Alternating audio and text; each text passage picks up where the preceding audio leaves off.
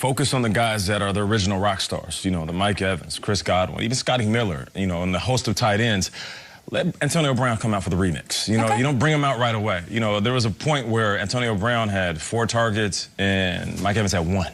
Let's focus on the guys that you know are your playmakers that you spent time with this summer. See if they can get back on track. I'm with you. I'm watching number 81. And if I see another interception from Tom Brady forcing it to Antonio Brown, I'm going to punch my TV. I find it very frustrating. Did you watch the NFL Films version of that game? Antonio's on the sideline. They're getting blown. He's like, come on, let's have fun. Let's get happy. It's like very forced. I don't know if that's that Tony Robbins factor maybe, but it's weird theater. And I still don't think it's good for their football. Chris Godwin limited in practice. Hopefully he can go, but he's not 100% for this one. Now the Bills head out to the desert to take on the Cardinals. What are we looking for in this one? Burleson? Running.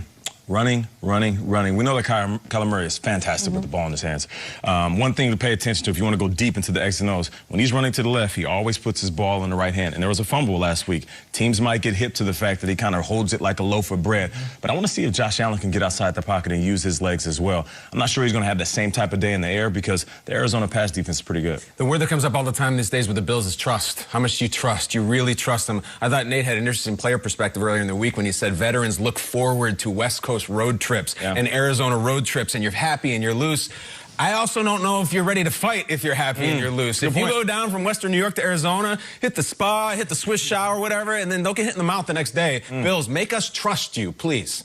I got a tweet from a Bills fan saying, you know, your ability to doubt us is so much different than every other team. Like, it takes us to do mountains before you guys as a show are like, yeah, we believe in the Bills. They're 7-2. Yeah. Good record. And yet, I could see them going down there and losing this game and losing bad. So I would like to see them win again. And again, you don't have to worry about our trust. Go do your job and go win games. The Cardinals only beaten the Bills once, guys, in the last 35 years. Wow. 2008 with Kurt Warner. It's amazing. Really, Kurt on the elliptical right now. Shout out. He's not on the elliptical. Kurt, that's right. He's doing jazzercise. We love you guys. Let's talk Jags. They have the Packers. They're at Lambeau. Nate, I famously said yesterday that the Jags are going to win this game. How do you feel about that? Do you still believe that? No, I don't. Okay, all right. I'm looking at Devontae Adams. Just as a wide receiver and the fan of the game, the fan of the position, I just feel like he's putting his foot down.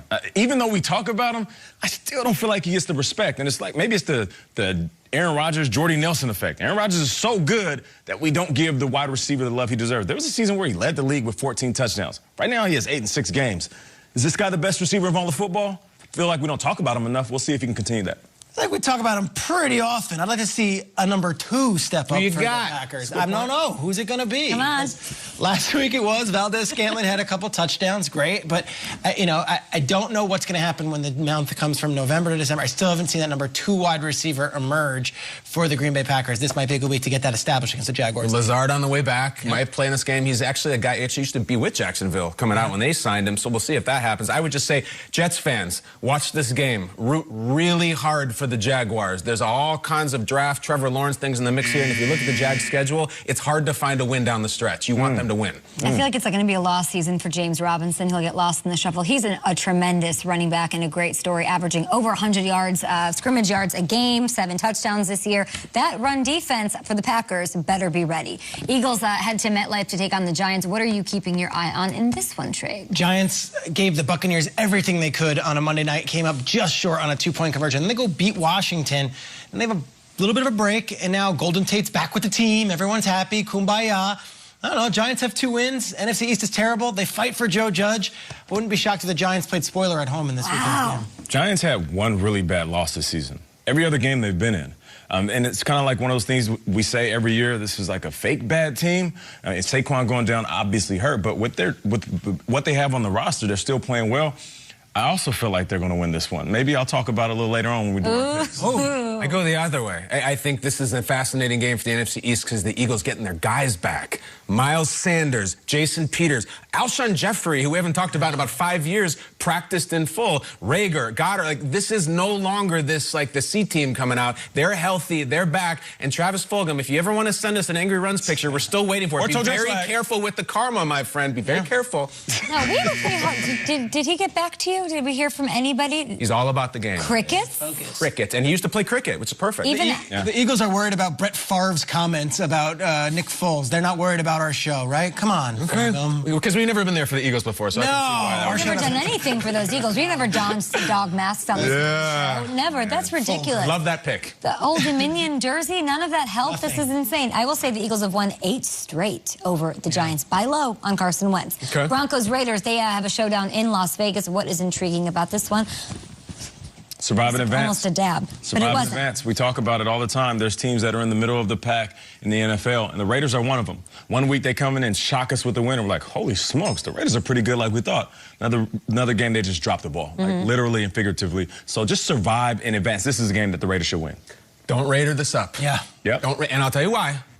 Next week, the Chiefs are coming to Vegas. You beat them last time. If the Raiders win this game, we got a real good Chiefs-Raiders game to hype for an entire week. You could flip the table. If you lose this game to Drew Lock, it takes all the air out of that matchup. Raiders, do not Raider this up. Mahomes is coming. 2 straight wins for the Raiders, and a lot of people are going to look at Derek Carr, who's having a great season.